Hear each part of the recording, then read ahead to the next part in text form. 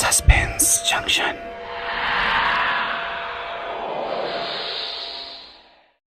বাংলা এবং বিশ্ব সাহিত্যের বিভিন্ন গল্প, অলৌকিক এবং মৌলিক গল্পের সম্ভারে সাজানো আমাদের audio story channel suspense junction. সকালের জলখাবার খেয়ে আমি আর প্রমথেশ বসার ঘরে বসে দৈনিক পত্রিকার কিছু খবর পড়ে তার চুলচেরা বিশ্লেষণ করছি। কখনো ওর যুক্তি আমি খণ্ডাচ্ছি, আর কখনো ও আমার। এই নিয়ে কিছুক্ষণ আমাদের যুদ্ধ চলার পর হঠাৎ ডোরবেল বেজে উঠল। কিছুক্ষণ পরে ভজন এসে খবর দিল এক ভদ্রলোক এসেছেন আমাদের খোঁজে। আমরা নিচের বসার ঘরে গিয়ে দেখলাম সোফায় বসে আছেন একজন ভদ্রলোক। বয়স আন্দাজ 55 থেকে 60। সাদা ধবধবে ধুতি, গিলে করা পাঞ্জাবি, গোঁফদাড়ি কামানো, চুল ছোট করে কাটা, হাতে একটা ছড়ি, চেহারাতে আভিজাত্যের ছাপ স্পষ্ট। পরিচয় পর্ব শেষ হলে জানতে পারলাম ওনার নাম ক্ষিতীন্দ্রমোহন বাগচি। থাকেন দক্ষিণ কলকাতার বালিগঞ্জে। বলুন ক্ষিতীন্দ্রবাবু, আমার কাছে কি দরকারে? উনি কিছুক্ষণ চুপ করে রইলেন। মনে হলো যা বলতে এসেছেন সেই কথাগুলো মনে মনে একবার ঝালিয়ে নিচ্ছেন। ওনার চোখ মুখে একটা চিন্তার ছাপ স্পষ্ট। এবার উনি পাঞ্জাবির পকেট থেকে একটা ছোট চিরকুট বার করে প্রমথেশের দিকে এগিয়ে দিলেন। প্রমথেশ সেটা পড়ে আমার দিকে এগিয়ে দিল। দেখলাম তাতে কটা লাইন লেখা। পঞ্চমে দেবতা দেখিতে না পাইরে, নবমেতে না দেখে দশমেতে দেখো চেয়ে, তৃতীয়ে যদি পাও সময়ের সাথে যাও, শব্দটা পাও যদি উত্তর পাবে গতি, উত্তরে বিদ্যান তবে পাবে সমাধান। লেখাটা পড়ে আমি বললাম, এটা তো কোনো হেয়ালি বলে মনে হচ্ছে। ভদ্রলোক মাথা নাড়লেন। প্রমথেশ চুপ করে ওনাকে নিরীক্ষণ করছে ওনার পা থেকে মাথা পর্যন্ত। ভদ্রলোক এবার বলতে শুরু করলেন। উনি বললেন, এই চিরকুটটা পাই আমার প্রপিতামহের একটা কাঠের বাক্সের মধ্যে। গত বছর আমার ছোট মেয়ের বিয়ে উপলক্ষে বাড়ি পরিষ্কারের সময়। তার আগে আমার বিষয়ে আপনাদের একটু বলি। আমার পূর্বপুরুষ মোটেই ভালো মানুষ ছিল না। বিভিন্ন রকম অসামাজিক কাজ তাঁরা করেছেন। এমনও শুনেছি পূর্বের কেউ ডাকাতও ছিলেন। সেই রক্ত আমার শরীরেও যে বইবে, এতে আশ্চর্যের কিছু নেই। আমিও জোয়ান বয়সে অনেক অপরাধ করেছি, যার ফল হয়তো আমায় এখন ভুগতে হচ্ছে। কথাগুলো বলে ভদ্রলোক একটু থামলেন। পকেট থেকে একটা নস্যির ডিব্বা বার করে নাকে খানিক দিয়ে আবার বলা শুরু করলেন। হ্যাঁ, যা বলছিলাম, স্কুল পাঠশালার ধারে কাছে আমার পূর্বপুরুষ আমি কখনোই যাইনি। বাবার একটা ব্যবসা ছিল, সেটাই আমি সামলেছি। আমার পরিবারে আছে আমার স্ত্রী, 3 ছেলে, তার মধ্যে বড় আর মেজর বিয়ে হয়েছে। কারোরই কোনো সন্তান নেই, আর ছোটটা এখনও বিয়ে থা করেনি। বিয়ের কথা বললেই এড়িয়ে যায়। আর থাকে আমার বন্ধুর ছেলে। ওর বাবা মা মারা যাওয়ার পর থেকেই ওকে আমি আমার কাছে রেখে দিয়েছি। আমাকেই ও বাবা বলে মানে। নাম সুবিমল সরকার। আর মেয়ের কথা তো আগেই বললাম। তা এখন সমস্যা হচ্ছে আমার 2 ছেলেকে নিয়ে, বড় আর মেজো। এই ধাঁধায় যদি সত্যিই কিছু থেকে থাকে, তাহলে সেটা ওদের হাতে পড়লে সব শেষ হয়ে যাবে। একই বাড়ি ভাগ নিয়ে আমায় ক্রমাগত খুঁচিয়ে যাচ্ছে। পারছে না শুধু আমার স্ত্রী সরমার জন্য।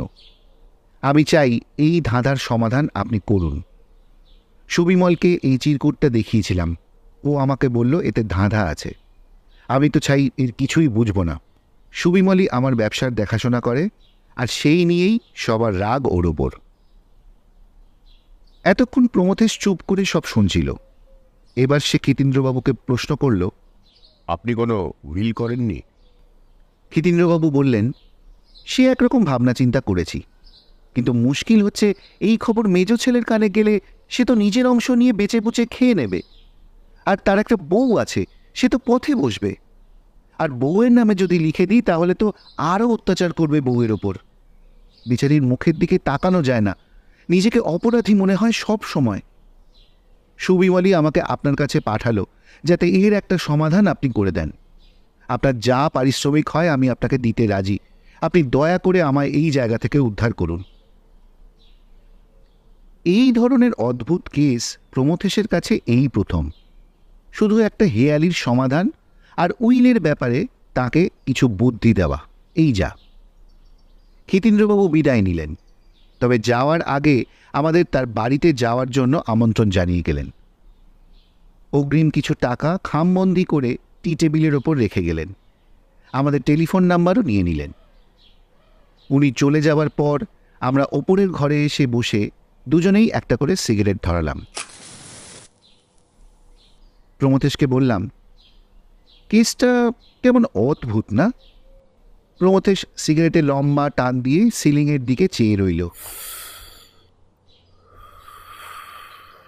আমি চিরকুটের লেখাগুলো পড়তে লাগলাম ভালো করে।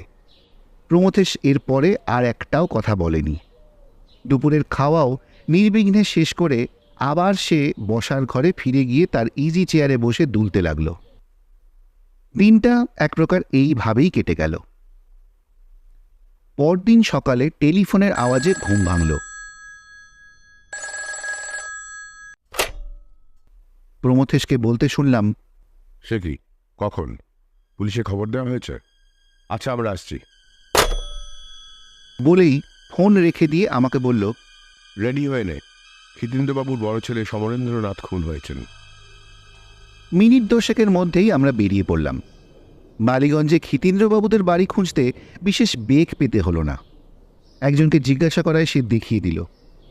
বাড়িতে ঢুকে দেখলাম বাড়ির এক দিকটা প্রায় পুরো বাড়ি, আর অন্য দিকটা বেশ ঝকঝকে তকতকে। বোঝাই যাচ্ছে সদ্য রেনোভেট করা হয়েছে। বাইরে পুলিশের গাড়ি আগেই দেখেছি। ভেতরে এসে দেখলাম সুবলবাবু ক্ষিতীন্দ্রবাবুর সাথে কথা বলছেন। প্রমথেশ সুবলবাবুকে জিজ্ঞাসা করল, কি বুঝছেন সুবলবাবু? ও, আপনারা? হ্যাঁ, এটা যে খুন তাতে সন্দেহ নেই। পেটে ছুরি গাঁথা সে তো দেখতেই পাচ্ছেন। তবে কে করেছে সেটা ধরতে সময় লাগবে। তা আপনাকে কে খবর দিল? ক্ষিতীন্দ্রবাবু তাড়াতাড়ি বললেন, ওনাকে আমি ফোন করতে বলেছিলাম। যাক, ভালোই হলো, আমার কাজ খানিকটা কমলো। প্রমথেশকে দেখলাম সেই কথার কোনো উত্তর করল না। ওর চোখ বাড়ির চারিদিকে ঘুরছে। খুনটা যে ঘরে হয়েছে সেই ঘরের সামনেই আমরা দাঁড়িয়ে কথা বলছিলাম। প্রমথেশ বলল, আচ্ছা, বডিটা প্রথম কে দেখেছে? ওই সুবিমল বাবুই দেখেছেন। উনি ঘুম থেকে উঠে মর্নিং ওয়াকে যাবেন বলে বেরোতে যাচ্ছেন, সেই সময় দেখেন এই ঘরে লাইট জ্বলছে। দরজা ঠেলে ঘরে ঢুকেই দেখে সোফায় বডি পড়ে আছে। তারপর উনি বাড়ির সবাইকে খবর দেয়। আরও কিছু টুকটাক প্রশ্ন করে প্রমথেশ ক্ষিতীন্দ্রবাবুকে বলল, আপনার যদি আপত্তি না থাকে আমি একবার বাড়িটা পুরো ঘুরে দেখতে পারি? ক্ষিতীন্দ্রবাবু বললেন, না না, আপত্তি কেন থাকবে। ক্ষিতীন্দ্রবাবু চাকরকে বলল সুবিমলকে ডেকে দিতে। একটু পরেই সুবিমলবাবু নিচে নেমে আসলেন। বয়স আন্দাজ 25 বছর, ফর্সা সৌম্যকান্তি চেহারা। ক্ষিতীন্দ্রবাবুর কথা মতো আমাদের নিয়ে দোতলার দিকে যেতে যাবে এমন সময় প্রমথেশ সুবলবাবুকে বলল, সুবলবাবু, আপনার কাজ কিন্তু মোটেই কমেনি। বাড়ির সকলের সঙ্গে কথা বলার সময় আপনাকেও কিন্তু থাকতে হবে। কথাটা বলে প্রমথেশ উপরে উঠতে লাগল। সুবলবাবুকে কোনো এক কনস্টেবলের উদ্দেশ্যে বলতে শুনলাম বডি পোস্টমর্টমে পাঠানোর জন্য। আমি আর প্রমথেশ বাড়িটা ঘুরে ঘুরে দেখছি। সুবিমলবাবু আমাদের কোনটা কার ঘর চিনিয়ে দিচ্ছেন। বাড়িটার যেখান থেকে ভাঙাচোরা অংশ শুরু হয়েছে তার সঙ্গে বাড়ির ভালো দিকটার একটা যোগ রয়েছে। সেটা হলো একটা কাঠের দরজা। প্রমথেশ সুবিমলকে জিজ্ঞাসা করল, এই দরজাটা খোলা যায়? সুবিমলবাবু বললেন, বহুদিন ধরে নাকি এটা বন্ধই হয়ে আছে। প্রয়োজন পড়ে না বলে কেউ এদিকে আসেও না। সম্প্রতি এই দরজাটার প্রয়োজন পড়েছিল কারোর। যাই হোক, এখন চলুন বাড়ির ভাঙা দিকটা দেখে আসি। সুবিমলবাবু আমাদের নিচে এসে বাড়ির ভাঙা দিকটায় নিয়ে যাবেন এমন সময় প্রমথেশ থমকে দাঁড়িয়ে পড়ল। সমরেন্দ্রবাবু যে ঘরে খুন হয়েছেন সেই ঘরটিও বাড়ির ভালো দিকের শেষ অংশ। একটা ঘোরানো লোহার সিঁড়ি আছে পাশে, কিন্তু সেটার জরাজীর্ণ অবস্থা। প্রমথেশ তাড়াতাড়ি সিঁড়িটার কাছে গিয়ে একবার আকাশের দিকে দেখে আবার সিঁড়ির দিকে দেখে চলে আসলো। এখন ওকে কোনো প্রশ্ন করা যাবে না। এবার সুবলবাবুও আমাদের সঙ্গ নিলেন। সুজয়, ধাঁধার কাগজটা সঙ্গে আছে তো? হ্যাঁ আছে, দেব। যখন চাইবো।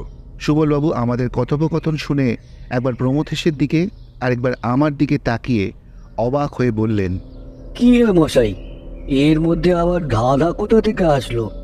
আছে আছে সুবলবাবু, এ অনেক জটিল ব্যাপার। কথা বলতে বলতে আমরা ভাঙা অংশের একটা ঘরের মধ্যে ঢুকে বেশ আশ্চর্য হয়ে গেলাম।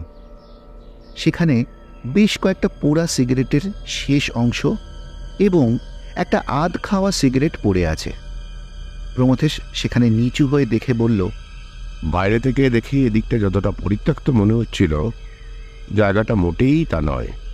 রীতিমতো এখানে মানুষের যাতায়াত আছে, এবং সেটা কাল রাতেও। তাহলে প্রমথেশ বাবু, এগুলো তো... হ্যাঁ অবশ্যই, এক্ষুনি এগুলো কালেক্ট করে ফরেন্সিকে পাঠান। বাড়ির বাকি অংশটা ঘুরে দেখে কিছুই সেরকম চোখে পড়ল না। শুধু এদিকে একটা ভাঙা অংশ আছে যেটা দিয়ে সহজেই বাড়ির বাইরে চলে যাওয়া যায়। এরপর বাড়ির সকলকে এক এক করে জিজ্ঞাসাবাদ করে যেটা জানা গেল সেটা হলো, গতকাল রাতে বাড়ির প্রত্যেকেই কোনো না কোনো কারণে ওই ঘরে ঢুকেছিলেন, শুধু একজন চাকর, সমরেন্দ্রবাবুর মা আর মেজ বউ ছাড়া। ক্ষিতীন্দ্রবাবুকে জিজ্ঞাসা করা হলে তিনি বললেন, দিন দিন ওর মদের নেশাটা বেড়েই চলছিল, তাই ওর সাথে কথা বলতে গেছিলাম, ওকে বোঝাতে গেছিলাম। সুবিমলবাবু গেছিলেন কোনো একটা কাগজে সই করাতে। সমরেন্দ্রবাবুর বউ আর আরেক চাকর গেছিলেন কিছু স্ন্যাক্স দিতে। মেজ ছেলে অমরেন্দ্রনাথের সাথে কথা কাটাকাটি হয়েছে, তারপর সে বেরিয়ে যায়, ফেরে মাঝরাতে।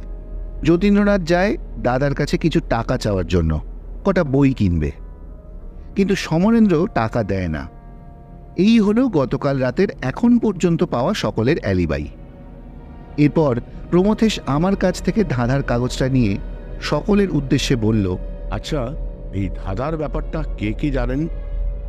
দেখলাম সবিমল বাবু ছাড়া আর কেউই জানেন না। আমরা ওখান থেকে বেরিয়ে আসলাম। বেলা 11টা বাজে। সকাল থেকে এক কাপ চা ছাড়া আর কিছুই জোটেনি। খালি পেটে কিছুই হবে না, আগে বাড়িতে গিয়ে স্নান খাওয়া করি, তারপর সব আলোচনা। আমরা দুপুরে খেয়ে দিয়ে বসার ঘরে এসে বসলাম। প্রমথেশকে বললাম, কি বুঝছিস প্রমথেশ? কারুর কথায় কোনো অসঙ্গতি পেলি? না রে সুজয়, প্রত্যেকের অ্যালিবাই স্ট্রং। মেজর ছেলে সোজা সাপটা কথা বলে, এবং সেটা চোখে চোখ রেখে। ওনার সাথে ওনার দাদার যে কথা কাটাকাটি হয়েছিল সেটা উনি লুকিয়েও যেতে পারতেন, কিন্তু সেটা উনি করলেন না। তাই ক্ষিতীন্দ্রবাবু যতই মেজর ছেলে ভালো না বলুন, অন্তত এই খুনটা উনি করেননি। আপাতত আমার তাই মনে হচ্ছে, ভুলও হতে পারি। তাহলে? এই তাহলেটাই তো ভাবাচ্ছে। অমরেন্দ্রবাবু ছাড়া বাকি রইল ক্ষিতীন্দ্রবাবু, যতীন্দ্রবাবু, সুবিমলবাবু আর সমরেন্দ্রবাবুর স্ত্রী। আর দুই চাকর আর রান্নার ঠাকুর? কোনো মোটিভই নেই, বেকার তাদের নিয়ে টানাটানি করার দরকার আছে কি? প্রমথেশ এবার একটা সিগারেট ধরিয়ে সিলিংয়ের দিকে চেয়ে রইল। আমি ধাঁধার কাগজটা নিয়ে পড়তে লাগলাম। পঞ্চমেতে দেবতা দেখিতে না পাইরে, নবমেতে না দেখে দশমেতে দেখো যে, তৃতীয়ে যদি পাও সময়ের সাথে যাও, শব্দটা পাও যদি উত্তর পাবে গতি, উত্তরে বিদ্বান তবে পাবে সমাধান। বিকেল তখন 4টে বাজে। দরজায় বেল বাজল। ভজন এসে বলল, সুবলবাবু এসেছেন। প্রমথেশ উপরে পাঠিয়ে দিতে বলল। এই রাস্তা দিয়ে যাচ্ছিলাম, তাই ভাবলাম একবার দেখা করে যাই। তা কি বুঝছেন প্রমথেশ বাবু? দাঁড়ান, সবে তো ঘটনাটা ঘটলো। হ্যাঁ হ্যাঁ, তা তো ঠিকই। আচ্ছা, ধাঁধার ব্যাপারে কি বলছিলেন যেন? আমি কাগজটা সুবলবাবুর হাতে দিলাম। তিনি একবার পড়ে নিয়ে হতভম্বের মতন আমাদের দিকে তাকালেন। তারপর বললেন, এ তো আগা মাথা আমি কিছুই বুঝলাম না। সমাধান হলেই সব বুঝতে পারবেন। পোস্টমর্টেম রিপোর্ট কবে নাগাদ পাওয়া যাবে সেটা আগে বলুন। আশা করছি 2 দিনের মধ্যেই হাতে পেয়ে যাব। কিছুক্ষণ পরে সুবলবাবু বিদায় নিলেন। আমি ভজনকে ডেকে আরেক প্রস্ত চা দিতে বলে প্রমথেশকে বললাম, চল একটু বেরিয়ে আসি। প্রমথেশ আপত্তি জানালো না। আমরা রাস্তায় বেরিয়েছি ঠিকই, কিন্তু প্রমথেশের মুখে কোনো কথা নেই। আমি আকাশের দিকে তাকিয়ে বললাম, ঈশানকোণে মেঘ জমেছে, আজ হয়তো আবার বৃষ্টি হতে পারে। প্রমথেশ সেই কথারও কোনো উত্তর করল না। রাতটা নির্বিঘ্নে কেটে গেল। পরদিন সকালে আমরা বালিগঞ্জে ক্ষিতীন্দ্রবাবুর বাড়ি গেলাম। ওনাকে আমাদের আসার কারণ জানালাম। উনি বললেন, ভালোই হয়েছে আপনারা এসেছেন, আমি টেলিফোন করব ভাবছিলাম।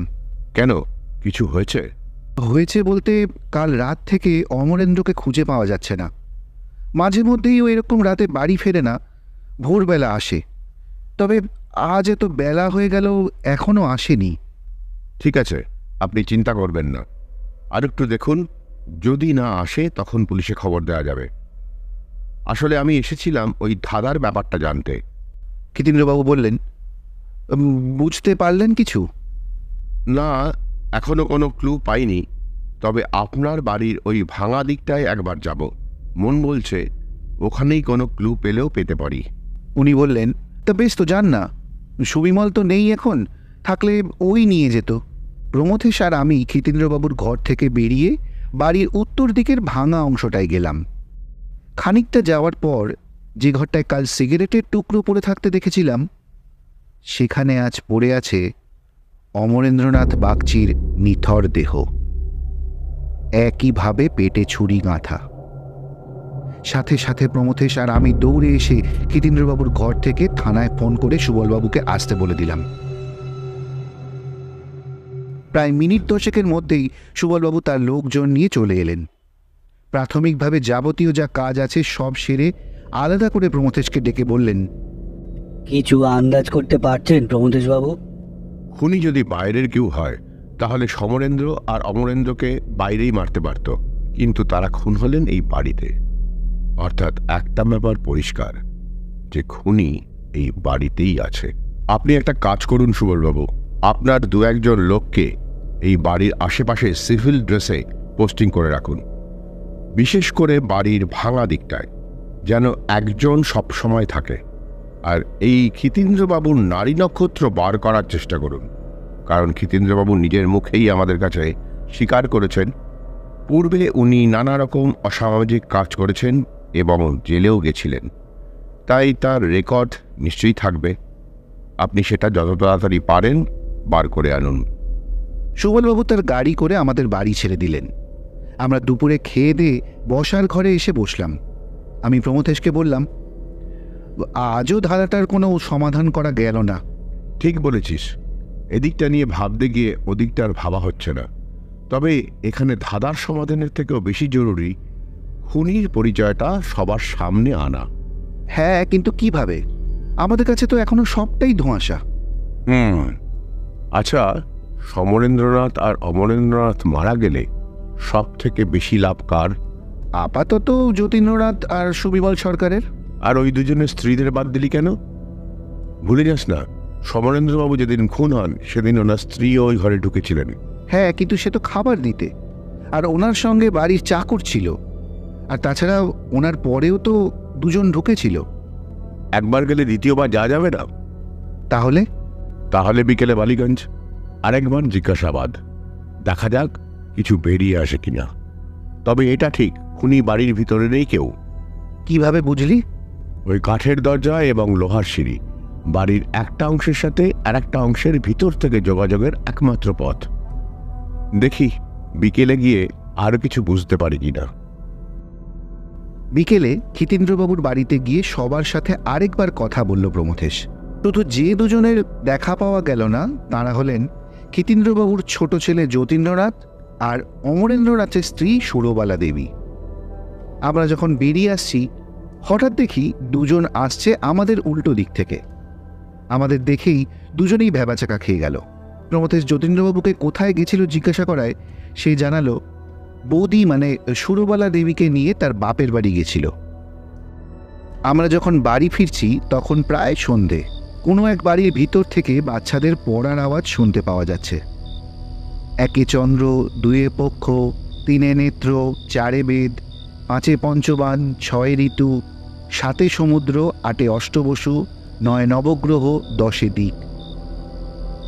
বাড়িতে ফিরে প্রায় ঘণ্টাখানেক হয়ে গেল প্রমথেশ কোনো কথা বলেনি। অবশেষে থাকতে না পেরে আমি বললাম, কিরে, তুই তো পুরো চুপ করে গেলি, কিছুই তো বলছিস না। মনে হচ্ছে আকাশ পরিষ্কার হচ্ছে আস্তে আস্তে। কি হেয়ালি করছিস বলতো? আদ্য পান্ত কিছুই বুঝতে পারছি না। হেয়ালিটা খুবই সোজা সুজয়, আমার মাথাতেই আসেনি। আজ বাচ্চাটার পড়া শুনতে পেয়ে খেয়াল হলো। মানে? হিতীন্দ্রবাবু যে চিরকুটটা দিয়েছিলেন সেটা কোথায়? এই তো আমার পকেটেই আছে, বলে আমি চিরকুটটা ওর দিকে বাড়িয়ে দিলাম। প্রমথেশ বলল, হ্যাঁ দে। এবার আমায় বল, আমরা যে ছোটবেলায় পড়েছি একে চন্দ্র দুয়ে পক্ষ, তার শেষটা কি? শেষটা ওই তো 10 দিক। এবার সেগুলোর নাম বল পরপর। পূর্ব, পশ্চিম, উত্তর, দক্ষিণ, অগ্নি, নৈঋত, ঈশান, বায়ু, ঊর্ধ্ব, অধ। সুজয়, পরপর বলতে বলেছিলাম। পূর্ব, পশ্চিম, উত্তর, দক্ষিণ, ঈশান, অগ্নি, নৈঋত, বায়ু, ঊর্ধ্ব, অধ। তার মানে পঞ্চম অর্থাৎ ঈশান, আর ঈশান কোণে দেবতার অধিষ্ঠান। হ্যাঁ, কিন্তু আমরা তো ঠাকুরঘরের দিকে যাইনি। আমি কিন্তু বাড়ির ভাঙা দিকটার কথা বলছি। হ্যাঁ, কিন্তু ভাঙা দিকটায় তো কোনো দেবতার ছবি বা মূর্তি কিছু দেখতে পাইনি। তাই জন্যই তো পরের লাইন। কি আছে পর? নবমেতে না দেখে দশমেতে দেখোচে। তার মানে মাটির নিচে। এক্সেলেন্ট। তাহলে বাকিটা? বাকিটা? প্রমথেশ কিছু বলতে যাবে তার আগেই টেলিফোন বেজে উঠল। হ্যালো, কীরকম? আচ্ছা, আর কিছু? ঠিক আছে। কি রে, কার ফোন? সুবলবাবু। কি বললেন? প্রমথেশ এই কথার কোনো উত্তর করল না। একটা সিগারেট ধরিয়ে ওর প্রিয় ইজি চেয়ারে বসে দুলতে লাগলো। আমি হেয়ালির কাগজটা নিয়ে বাকিটা উদ্ধার করার বৃথা চেষ্টা করতে লাগলাম। পরদিন বেলা 8টায় ঘুম ভাঙলেও বিছানা ছেড়ে উঠতে পারলাম না। ধুম জ্বর আর সাথে মাথা ব্যথা। ভজন চা দিতে এসেছে দেখে তাকে জিজ্ঞাসা করলাম, প্রমথেশ কোথায়? সে বলল একটু আগে কোথায় যেন বেরোলো। মনে মনে ভাবলাম, আমাকে ছাড়া হেয়ালির সমাধান করলে আমি আর কোনো কেসেই ওর সাথে থাকব না। বেলা তখন প্রায় 10:30। প্রমথেশ ফিরল, আমাকে বলল, ইরে, এখন জ্বর কেমন? আমার জ্বর হয়েছে। তুই কি করে জানলি? সকালে তোর ঘরে তোকে ডাকতে এসে দেখি তুই বিড় করে বকছিস। কপালে হাত দিয়ে দেখলাম তোর গায়ে জ্বর। ভজনকে বলে গেছিলাম জলপট্টি দিতে, আর ওষুধও রেখে গেছিলাম যদি আমার আসতে দেরি হয়। কিন্তু তুই গেছিলিস কোথায়? প্রথমে সুরবালা দেবীর বাপের বাড়ি, তারপর ক্ষিতীন্দ্রবাবুর মেয়ের শ্বশুরবাড়ি, আর তারপর থানায়। সমরেন্দ্রনাথ বাগচির পোস্টমর্টেম রিপোর্ট এসে গেছে, সঙ্গে ফরেন্সিক রিপোর্টও। ওরা সিগারেটের টুকরোগুলোর মধ্যে 2টো ব্র্যান্ড আছে। সাধারণত যারা সিগারেট খায় তারা নিজেদের ব্র্যান্ড চট করে চেঞ্জ করে না। তার মানে এই ষড়যন্ত্রে দুজন সামিল? হতে পারে, আবার নাও হতে পারে। দুপুরের পর থেকে জ্বরটা আর আসেনি ঠিকই, কিন্তু শরীর দুর্বল থাকায় প্রমথেশের কাছ থেকে কিছু জানার চেষ্টাও করিনি। বিছানায় শুয়েই কাটিয়ে দিলাম সারা দিন রাত। পরদিন ভোরবেলা ঘুম ভেঙে গেল, দেখলাম শরীর একেবারে চাঙ্গা। প্রমথেশকে ডাকলাম। সে উঠে বলল, ভালোই হয়েছে ডেকেছিস, তাড়াতাড়ি তৈরি হয়ে নে, ক্ষিতীন্দ্রবাবুর বাড়ি যেতে হবে। এত সকালে? হেয়ালির বাকি অংশটার সমাধান করতে হবে না? একেই তোর জ্বরের জন্য একদিন পিছিয়ে গেল ব্যাপারটা। ক্ষিতীন্দ্রবাবুর বাড়ি পৌঁছে ওনার সাথে দেখা করে ওনাকে নিয়ে বাড়ির ভাঙা দিকটায় গেলাম। প্রমথেশ দেখলাম খুব সাবলীলভাবে একটা ঘরের দিকে এগিয়ে গেল এবং সেই ঘরের দেওয়ালে টাঙানো একটা ঘড়ির নিচে গিয়ে দাঁড়ালো। বলল, তোর জ্বরটা আমায় অনেক উপকার করেছে সুজয়। আমি এবং আমার সাথে সাথে ক্ষিতীন্দ্রবাবু অবাক। বললাম, মানে? এদিকে আয়। আমি প্রমথেশের দিকে এগিয়ে গেলাম। প্রমথেশ বলল, এবার ধাঁধার 3 নম্বর লাইনটা কি আছে দেখ। দেখতে হবে না, মনে আছে। উত্তরে যদি পাও সময়ের সাথে যাও। আর দেওয়ালটা উত্তর দিকে। ধাঁধায় 3 বার উত্তর শব্দটা আছে, আর 3টি উত্তরের মানে 3 রকম। প্রথমটা হলো দিক, দ্বিতীয়টা প্রশ্নের উত্তর, আর তৃতীয়টা? বলছি, তার আগে ঘড়িটার পাল্লাটা খুলে দুটো কাটাকে 6-এর ঘরে নিয়ে যা। আমি প্রমথেশের কথা মতো তাই করলাম, কিন্তু কিছুই হলো না। দেখলাম বাড়ির বাকিরা চলে এসেছে ততক্ষণে ওই ঘরে। কিরে, কিছুই তো হলো না। তাহলে এবার 3টে কাটাকেই 12টায় নিয়ে যা। আমি তাই করলাম। ঘড়িতে 12টার ঘণ্টা পড়ল। ঘণ্টা থেমে যাওয়ার পর সমস্ত ঘর চুপ। এরপর ঘরের মৌনতা ভেঙে একটা ঘর ঘর আওয়াজ করে মেঝের একটা কোণ খুলে গেল এবং দেখা গেল সেখান থেকে একটা সিঁড়ি নেমে গেছে নিচে। প্রমথেশ একটা টর্চ চাইল। এক চাকর টর্চ এনে দিল। তারপর সেটা জ্বালিয়ে ভালো করে নিচে দেখে নিয়ে ওই সিঁড়িটা দিয়ে সে নিচে নেমে গেল। আমিও পিছনে গেলাম এবং আমার পিছন পিছন বাকিরা। ঘরটা ছোট। টর্চের আলোয় দেখলাম একটা কালী মূর্তি, তার গা ভর্তি সোনার গয়না। আর কালী মূর্তিটি যেখানে বসানো সেটি একটা বড় বাক্স, তাতে তালা ঝুলছে। প্রমথেশ বলল, আপনি বলেছিলেন না আপনার পূর্বপুরুষ নাকি কেউ ডাকাত ছিলেন? এটাই তার প্রমাণ। এবার আপনার যা করার আপনি করুন, তবে আজ বিকেলে আপনারা প্রত্যেকে বাড়িতে থাকবেন, আমরা আসব। আমরা তখনকার মতো ক্ষিতীন্দ্রবাবুকে বিদায় জানিয়ে চলে আসলাম। বাড়িতে ফেরার পর প্রমথেশকে বললাম, তৃতীয়বার উত্তর শব্দটার মানে কি? ওটা তো ধাঁধার সাথে মেলানো নয়। ধাঁধাটা যিনি লিখেছেন তিনি খুবই বিচক্ষণ এবং দূরদৃষ্টি সম্পন্ন মানুষ ছিলেন। তাই তিনি লিখেছেন, ভবিষ্যতে কেউ যদি বিদ্বান বা বুদ্ধিমান হন তাহলে এই সমাধান করতে পারবে। কিন্তু আফসোস, কেউ সেরকম হলো না। অবশেষে প্রমথেশ সান্যালের বুদ্ধি নিতে হলো। অবশ্য এর অনেকটা কৃতিত্ব তোর উপরও বর্তায়। মানে কিরকম? জ্বরের ঘরে বিড়বিড় করে তুই যা বলেছিস আমি সেই মতোই কাজ করেছি। উত্তরের দেওয়ালে একটা ঘড়ি আছে, সেটা তুই বলেছিস আমাকে। নে, এবার তাড়াতাড়ি স্নান সেরে নে। আমি ততক্ষণ সুবলবাবুকে একটা ফোন করে জানিয়ে দিই বিকেলে ওই বাড়ি যেতে। আমি ভজনকে দুপুরের খাবার দিতে বলে স্নানে চলে যাই। সুবলবাবুর সাথে ঠিক কী কথা হয়েছে আমার তা জানা নেই। বালিগঞ্জে পৌঁছে দেখলাম রাস্তার মোড়ে সুবলবাবু দাঁড়িয়ে আছে। প্রমথেশ বলল, কাউকে বেরোতে দেখলেন? না তো। তাহলে চলুন, এখন তার মানে বাড়িতেই পাবো। এখানে বলে রাখি, আমরা যে সময় আসবো বলে গেছিলাম তার অনেক আগেই চলে এসেছি। প্রমথেশকে দেখলাম বাড়ির মেইন গেটের দিকে গেল না, বাড়ির ভাঙা দিকটা দিয়ে ঢুকলো এবং সোজা গেল সেই ঘরটার দিকে যে ঘরে আজ সকালে ঘটনাটা ঘটেছে। ঘরে ঢুকে আমাদের সকলের চোখ মেঝের খোলা অংশটার দিকে পড়ল। সেখান থেকে আলো দেখা যাচ্ছে, সম্ভবত টর্চের। প্রমথেশ বলল, উপরে উঠে আসুন যতীন্দ্রবাবু। মিনিট খানেকের মধ্যেই ওপরে উঠে আসলেন যিনি, তাকে দেখে আমরা তিনজনেই অবাক। প্রমথেশ বলল, এ কি আপনি? ক্ষিতীন্দ্রবাবুর বাড়ির বসার ঘর, সেখানে সবাই উপস্থিত। প্রমথেশ একটা সিগারেট ধরিয়ে বলল, যতীন্দ্রবাবু, আপনার 2 ছেলের খুনিরা এই ঘরেই উপস্থিত। জানি ওনারা নিজে থেকে কেউ অপরাধ স্বীকার করবে না, তাই আমি বলছি। সিগারেটে একটা লম্বা টান দিয়ে ধোঁয়া ছেড়ে প্রমথেশ বলতে শুরু করলো, সমরেন্দ্রবাবু যেদিন খুন হন তার পরদিন আমি এ বাড়িতে আসার পর 2টো জিনিস লক্ষ্য করি। 1 নম্বর হলো বাড়ির 2টো অংশের মধ্যে যোগাযোগের ওই কাঠের দরজা, আর 2 নম্বর সমরেন্দ্রবাবু যে ঘরে খুন হন ঠিক তার পাশেই লোহার সিঁড়ি। ওই দরজা দিয়ে নেমে সিঁড়ি বেয়ে সহজেই ওই ঘরে ঢোকা যায় এবং বাড়ির ভাঙা অংশেও যাওয়া যায়। আমার প্রথম সন্দেহ হয় অমরেন্দ্রবাবুকে, কারণ ক্ষিতীন্দ্রবাবু বলেছিলেন যে উনি রকচটা এবং সম্পত্তির ভাগ নেওয়ার জন্য উঠে পড়ে লেগেছেন। তারপর পরদিন যখন উনি খুন হলেন তখন আমি চিন্তায় পড়ে গেলাম, তাহলে কি হতে পারে? সুবিমল সরকার, নাকি যতীন্দ্রনাথ বাগচি, নাকি অন্য কেউ?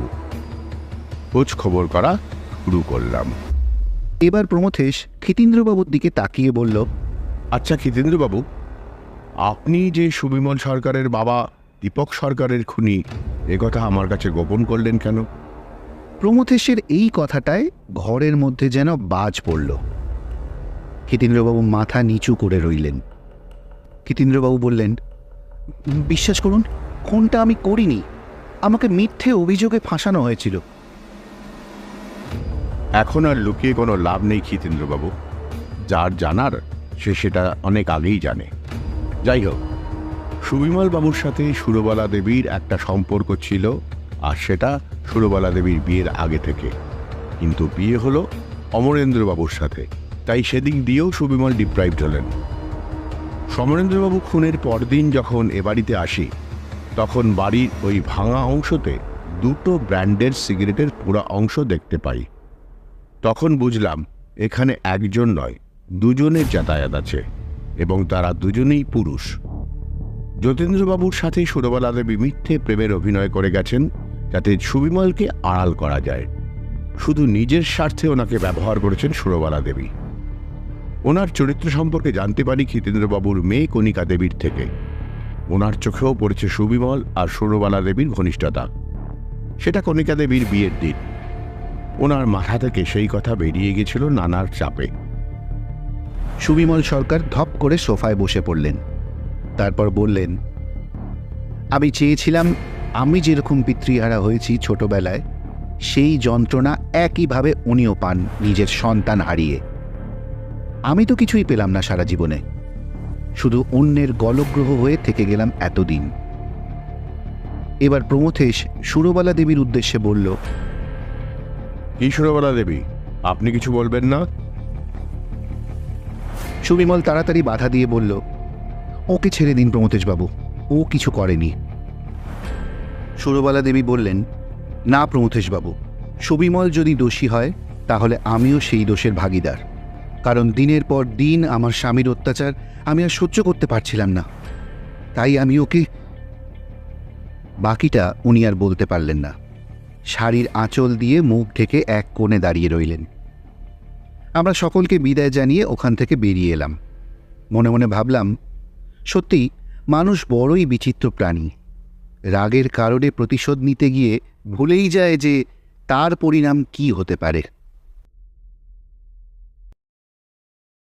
আমাদের আজকের গল্প এখানেই শেষ হলো। ফিরে আসবো খুব শিগগির নতুন স্বাদের গল্প নিয়ে।